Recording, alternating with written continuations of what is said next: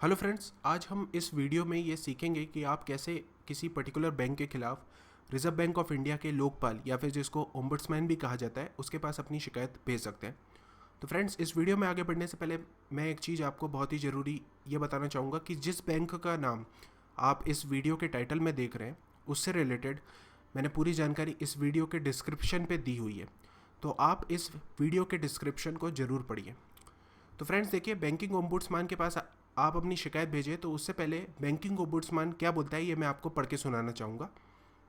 Banking ombudsman बोलता है, one can find a complaint before the banking ombudsman if the reply is not received from the bank within a period of 1 month after the bank concern has received once complaint और the bank rejects the complaint और if the complainant is not satisfied with the reply given by the bank.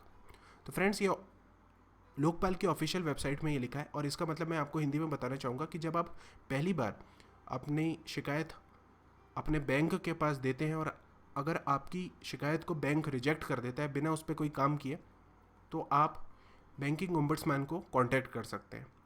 या फिर समझ लीजिए कि आप जो शिकायत देते हैं उस पर जो कार्रवाई की है बैंक ने उससे आप संतुष्ट नहीं है, या फिर जो आपको जवाब मिला है बैंक की तरफ से उससे आप संतुष्ट नहीं है, तो आप बैंकिंग ओम्बड्समैन के पास अपनी शिकायत भेज सकते हैं। या फिर जो सबसे इम्पॉर्टेंट है वो ये है कि जिस दिन आपने बैंक के पास अपनी शिकायत दर्ज की उसके बाद अगर 1 महीने तक उस शिकायत पे कोई भी कार्रवाई नहीं होता या फिर आपको कोई बैंक की तरफ से जवाब नहीं मिलता, तो आप अपनी शिकायत डायरेक्ट बैंकिंग ओम्बड्समैन के पास भेज सकते हैं। तो फ्रेंड्स, इस वीडियो में आगे बढ़ने से पहले और अपनी शिकायत को बैंकिंग ओम्बड्समैन के पास भेजने से पहले मैं आपको ये बताना चाहूँगा कि आपको क्या करना है। तो देखिए फ्रेंड्स, क्या होता है, हर बैंक में जो डिपार्टमेंट रहते हैं वो बटे हुए रहते हैं। मतलब जैसे समझ लीजिए कि एक पर्टिकुलर कर्मचारी जो बैंक का रहता है वो जितनी भी एफडी से रिलेटेड शिकायत है या फिर एफडी से रिलेटेड काम है वो करता है। दूसरा कर्मचारी हो सकता है कि चेकबुक से रिलेटेड सब काम करता हो। तीसरा कर्मचारी हो सकता है क्रेडिट कार्ड से रिलेटेड काम करता हो।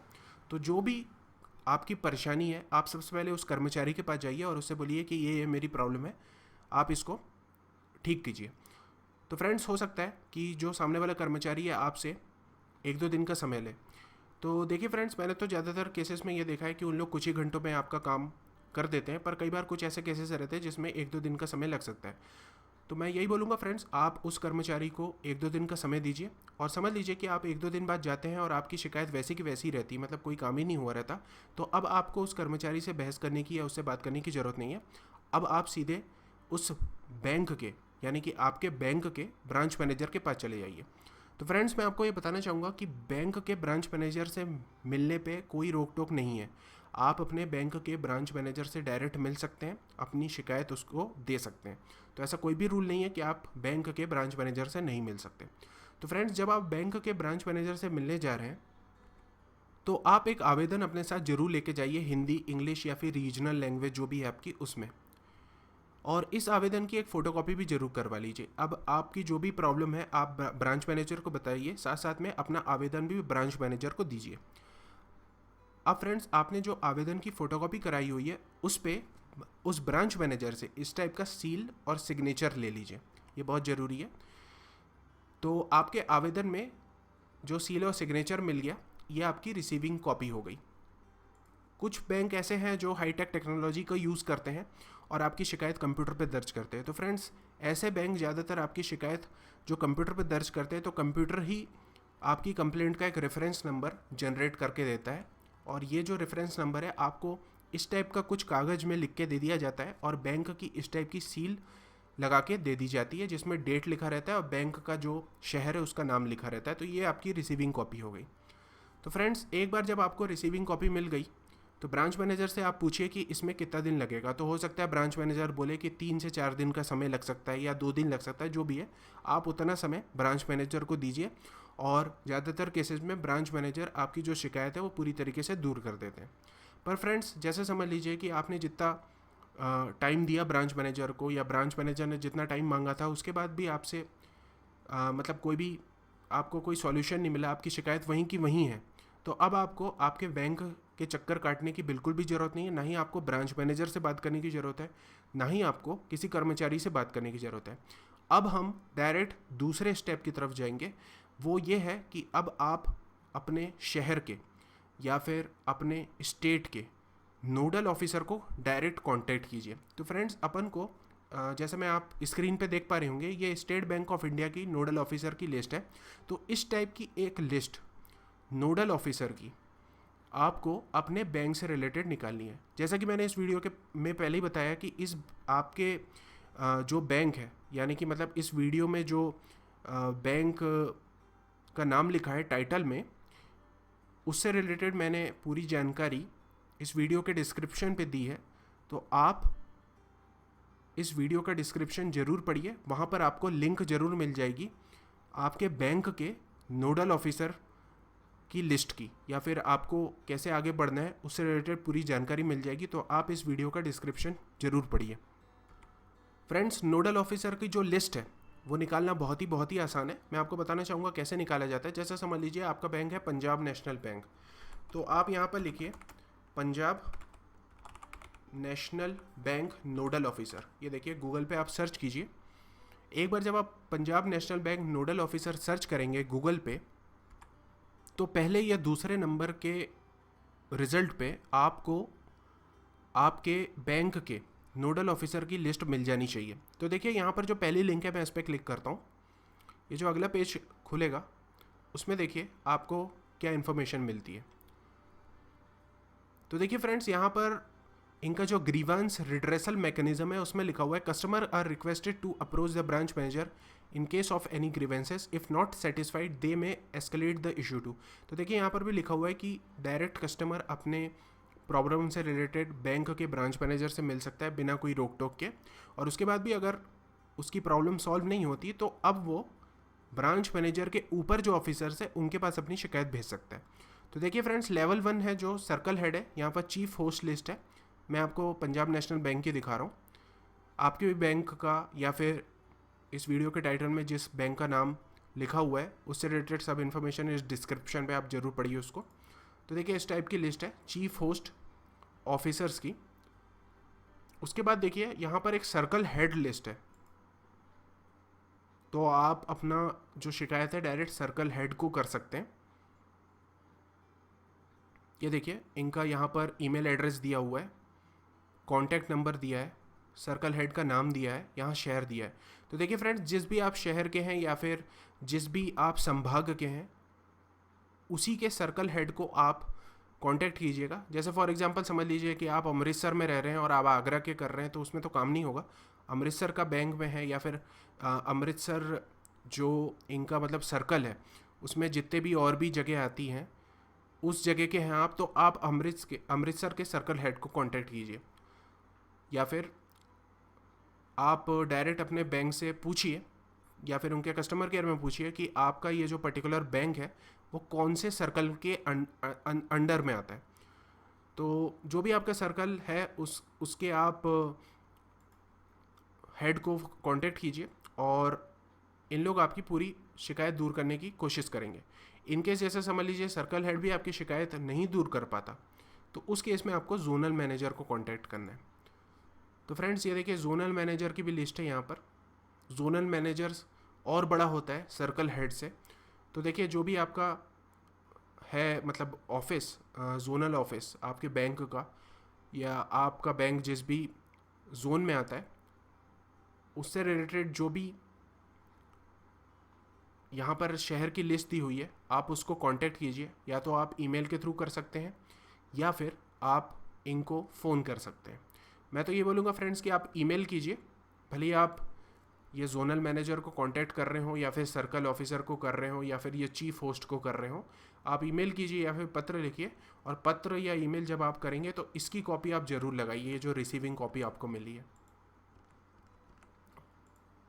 तो इससे ये क्लियर हो जाएगा उन लोगों को भी कि आपने बैंक में अपनी शिकायत दी थी पर बैंक ने उचित कार्रवाई नहीं की, या फिर जो भी आपको बैंक की तरफ से जवाब मिला है उससे आप संतुष्ट नहीं हैं।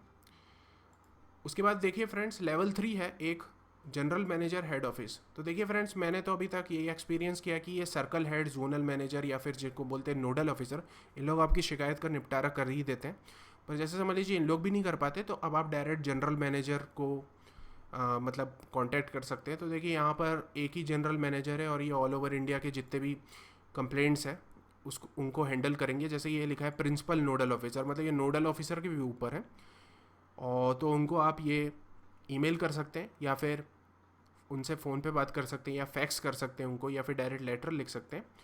तो फ्रेंड्स, जब आप इनको कांटेक्ट कर रहे हो तो एक बात का ध्यान रखिए कि ये कॉपी तो अटैच करिएगा ही, रिसीविंग कॉपी, साथ साथ में जो आपने ये सर्कल हेड और जोनल मैनेजर को ईमेल पत्र जो भी लिखा था उसकी भी एक कॉपी इनको भेजिएगा, ताकि इनको भी क्लियर रहे कि आपने ब्रांच मैनेजर के बाद लेवल 1 लेवल 2 को कांटेक्ट करने के बाद ही लेवल 3 को कांटेक्ट किया है। आप डायरेक्ट ऐसा मत करिए कि ब्रांच मैनेजर से आपका काम नहीं हुआ तो आप डायरेक्ट इनको ईमेल कर रहे हैं, ऐसा मत कीजिएगा।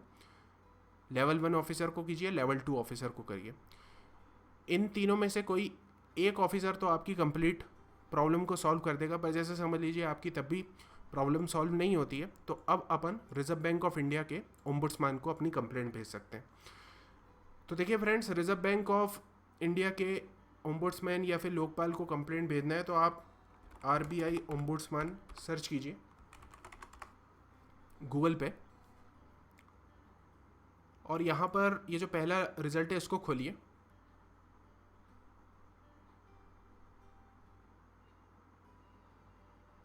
उसके बाद देखिए फ्रेंड्स, यहाँ पर लिखा है एड्रेसेस ऑफ बैंकिंग ओम्बुड्समैन, तो इस पर क्लिक कीजिए।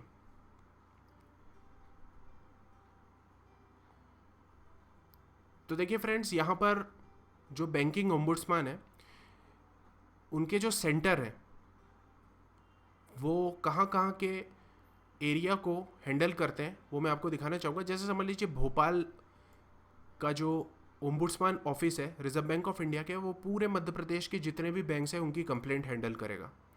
या फिर जैसे समझ लीजिए फ्रेंड्स कि आप तमिलनाडु में कहीं पर रहते हैं, या फिर यूनियन टेरिटरी ऑफ पुदुचेरी में रहते हैं, या फिर अंडमान निकोबार में रहते हैं, तो आपको चेन्नई के रिजर्व बैंक ऑफ इंडिया के ओम्बुड्समैन को अपनी शिकायत भेजनी पड़ेगी।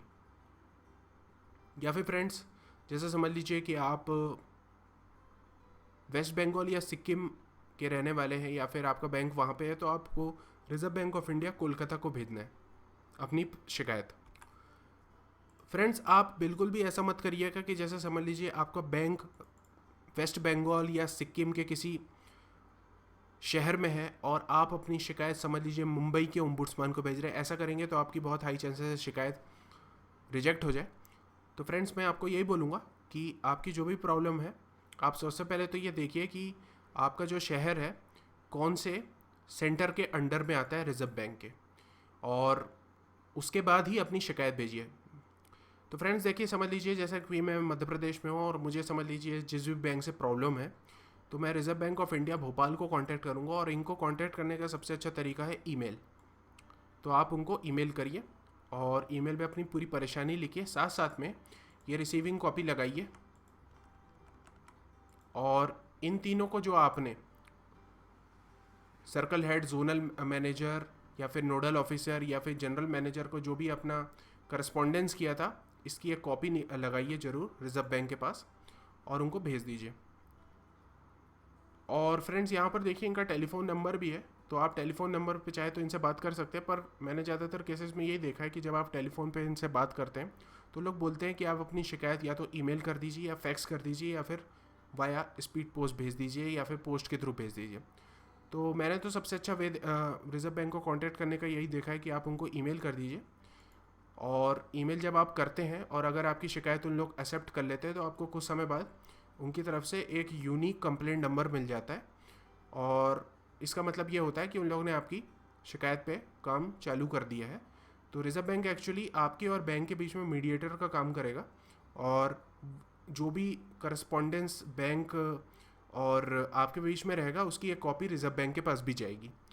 तो फ्रेंड्स, ईमेल के थ्रू करिए। इनकेस अगर आपको लगता है आप ईमेल नहीं कर पाएंगे तो आप नॉर्मल पोस्ट से उनको भेजिए। जैसे यहाँ पर देखिए एड्रेस लिखा हुआ है, तो इनके एड्रेस को पूरे सही तरीके से लिखिए, और इसकी ये जो रिसीविंग कॉपी मिली उसकी फ़ोटोकॉपी भी भेज दीजिए। साथ साथ में हो सके तो इनको जो आपने कांटेक्ट किया था उसकी भी एक कॉपी भेज दीजिए, या फिर आप फ्रेंड्स अगर फैक्स कर सके तो फैक्स कर दीजिए।